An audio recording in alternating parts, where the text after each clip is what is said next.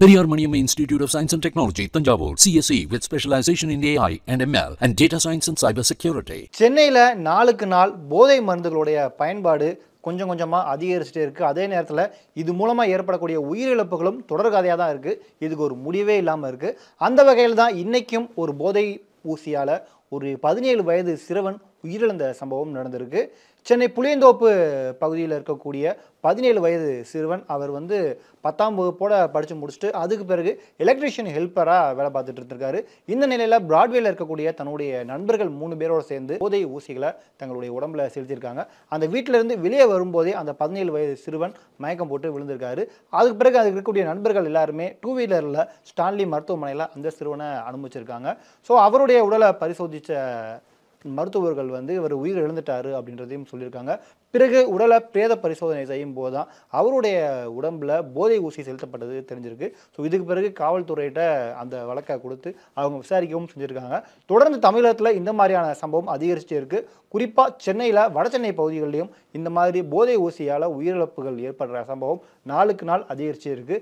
ஏற்கனவே எதிர்க்கட்சிகள் தமிழகத்தில் கூடிய மற்ற கட்சிகள் எல்லாமே திமுக ஆட்சியில் இந்த மாதிரி போதை கல்ச்சர் கொஞ்சம் அதிகமாகவே நடந்துட்டு இருக்கு அப்படின்ட்டு தினமும் குற்றம் சாட்டுறதையும் நாம் கவனிக்க முடியுது. இப்போ இந்த சம்பவம் நடக்கிறதுக்கு சில வாரங்களுக்கு முன்னாடி தான், அதாவது மே 10ஆம் தேதி சென்னை வியாசர்பாடி எம்கேபி நகர் பகுதியைச் சேர்ந்த சத்யநாராயணன் 24 வயது தான். ஸோ அவருக்கும் இதே மாதிரி போதை ஊசி செலுத்தி அவரும் உயிரிழந்திருக்காரு. ஆனால் இவர் ஆரம்பத்திலே இந்த கஞ்சா இந்த மாதிரியான பழக்கங்களுக்கு அடிமையான ஒருத்தர். ஸோ அவரும் சென்னையில் இருக்கக்கூடிய ஒரு நெடுஞ்சாலையில் எர்க்கஞ்சேரி ஷர்மா நகர் எர்க்கஞ்சேரி நெடுஞ்சாலையில் இந்த போதை ஊசி செலுத்தி அவர் ரோட்லேயே மயக்கம் அடைஞ்சிருக்காரு. ஸோ அவருடைய நண்பர்கள் அவருடைய சகோதரருக்கு இன்ஃபார்ம் பண்ணி அதுக்கு பிறகு இவரையும் ஸ்டான்லி மருத்துவமனைக்கு கொண்டு வந்து அட்மிட் பண்ணுறாங்க. ஆனால் இவருடைய உடலை பரிசோதித்த மருத்துவர்கள் அவர் ஏற்கனவே இறந்துட்டாரு, அவருடைய உடல்லையும் போதை ஊசி செலுத்தியிருக்காங்க, போதை மருந்துகளை உட்கொண்டிருக்காரு அப்படின்ற தகவல்கள் தெரிய வந்திருக்கு. ஸோ சத்யநாராயணனுடைய சகோதரர் பிரசாந்த் அந்த எம்கேபி நகர் காவல் நிலையத்தில் கம்ப்ளைண்ட் பண்ணுறாரு.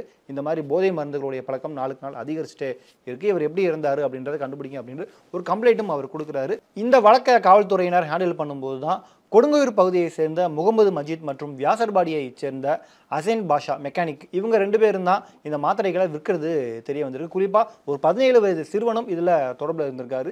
இவங்க என்ன பண்ணுறாங்க அப்படின்னு பார்த்தீங்கன்னா, இந்த போதை மருந்துகளில் மாத்திரைகளை 200 ரூபாய்க்கு யார்ட்டையோ வாங்கிட்டு அதை அந்த பகுதியில் இருக்கக்கூடிய சிறுவர்கிட்ட 250 ரூபாய்க்கு விற்றுருக்காங்க. குறிப்பாக ஒரு சிறுவன் இவங்ககிட்ட 300 ரூபாய் கொடுத்து அந்த மாத்திரைகளை வாங்கிட்டு போயிருக்காரு அப்படிங்கிறது முதற்கட்ட விசாரணையில் தெரிஞ்சு வந்திருக்கு. குறிப்பாக இதெல்லாம் யார் டீல் பண்ணுறா, எங்கேருந்து இதெல்லாம் வருது அப்படிங்கிறத காவல்துறையினர் தொடர்ந்து விசாரணை நடத்திட்டு இருக்காங்க.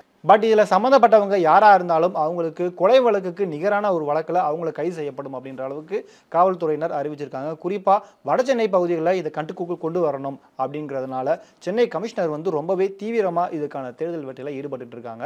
குறிப்பாக கடந்த மார்ச் மாதத்திலும் இதே மாதிரி புளியந்தோப்பு பகுதியில் ஒருவர் போதை மருந்து செலுத்தி உயிரிழந்தார். கடந்த வருடம் 2023ஆம் ஆண்டுமே நவம்பர் மாதம் ஒருத்தர் போதை ஊசி செலுத்தி இருக்கிறாரு. குறிப்பாக போதை ஊசிகள் ஒரு பக்கம், இன்னொரு பக்கம் போதை மாத்திரைகள் அதையும் சாப்பிட்டு நிறைய பேர் உயிரிழக்கிற சம்பவம் தொடர்கதையாக நடந்துகிட்டே இருக்குது.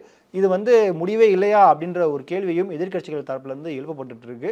கடந்த மார்ச் மாதம் வரைக்கும் இதோட பலி எண்ணிக்கை 7 இருந்த நிலையில் இப்போ அதோட பலி எண்ணிக்கை கிட்டத்தட்ட 10 கிட்ட நெருங்கி இருக்கிறதாகவும் தகவல் வெளியாகிட்டு இருக்கு. இந்த போதை கல்ச்சருக்கு எதிராக பேசக்கூடிய மருத்துவர்கள் மற்றும் மனநல ஆலோசகர்கள் என்ன சொல்கிறாங்க அப்படின்னு பார்த்தீங்கன்னா, ஆண்கள் மட்டும் இல்லாமல் பெண்களும் இந்த மாதிரியான போதை பழக்கத்துக்கு இப்போ நாளுக்கு நாள் அதிகரிச்சுட்டு இருக்காங்க. நீங்கள் ஆண்கள் மட்டுமே குறை சொல்கிறது முக்கியம் கிடையாது, பெண்களும் இதுக்கு பாதிக்கப்படுறாங்க அப்படின்ற விஷயத்தையும் சொல்கிறாங்க.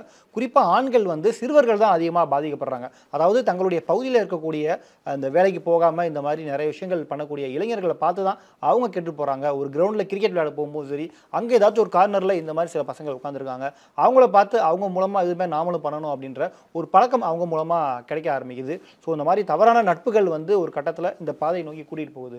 ஸோ அதனால் பெற்றோர்கள் குழந்தைகளை வளர்க்கும் போது அவங்க என்ன பண்ணுறாங்க அப்படிங்கிற கண்காணிக்கணும் அப்படின்ற ஒரு முக்கியமான விஷயம் சொல்கிறாங்க. அது மட்டும் இல்லாமல் படிப்பு அப்படின்ற ஒரு விஷயம் ரொம்ப முக்கியமாக இருக்குது. ஒரு கட்டத்தில் அது அவங்களுக்கு மிஸ் ஆகிறதுனால தான் இந்த மாதிரி தவறான பழக்க வழக்கங்களுக்கு அவங்க போகிறாங்க. அதனால் பெற்றோர்கள் அவங்களுடைய கல்வியை உறுதிப்படுத்தணும் அப்படின்ற ஒரு கோரிக்கையும் மனநல ஆலோசகர்கள் சொல்கிறாங்க. மருத்துவர்கள் தரப்பிலிருந்து சொல்லப்படுற விஷயம் என்ன அப்படின்னு பார்த்தீங்கன்னா, அதாவது போதை மாத்திரைகள் அவங்களுக்கு கொஞ்சம் கிடைக்கிது, அதை அவங்க லிக்யூடாக மாற்றி தங்கள் உடம்புல எடுத்துக்கிறாங்க. அதாவது சிகரெட், மது இதெல்லாம் உடம்பை பாதிக்கும், ஆனால் இந்த மாதிரி ஊசி செலுத்தினா எதுவுமே ஆகாது அப்படின்னு தவறான வழியில் அவங்க கைட் பண்ணுறாங்க. இதனாலேயே மாத்திரைகளை அவங்க லிக்விடாக மாற்றி அதை தங்கள் உடம்புல இன்ஜெக்ஷன் பண்ணிக்கிறாங்க அப்படின்ற ஒரு விஷயத்தையும் மருத்துவர்கள் சொல்கிறாங்க. இதை சீக்கிரமாக கட்டுக்குள்ளே கொண்டு வரணும் அப்படின்னு சொல்லப்படுது. ஸோ தொடர்ந்து இந்த மாதிரி போதை கல்ச்சர் தமிழ்நாட்டில் குறிப்பாக சென்னையில் அதிகரிச்சுட்டே இருக்குது. இதுக்கு ஒரு முற்றுப்புள்ளி இருக்குமா அப்படிங்கிறத நாம் பொறுத்து வந்து பார்க்கலாம். இந்த வீடியோ பார்த்துட்டு இருக்க நீங்கள் இந்த போதை மருந்து அதால் இருக்கக்கூடிய உயிரிழப்புகள் இதை பற்றி நீங்கள் என்ன நினைக்கிறீங்க அப்படிங்கிறத மறக்காமல் கீழே கமெண்ட் பண்ணுங்கள். Periyar Maniam Institute of Science and Technology, Tanjavur, CSE with specialization in AI and ML and data science and cyber security.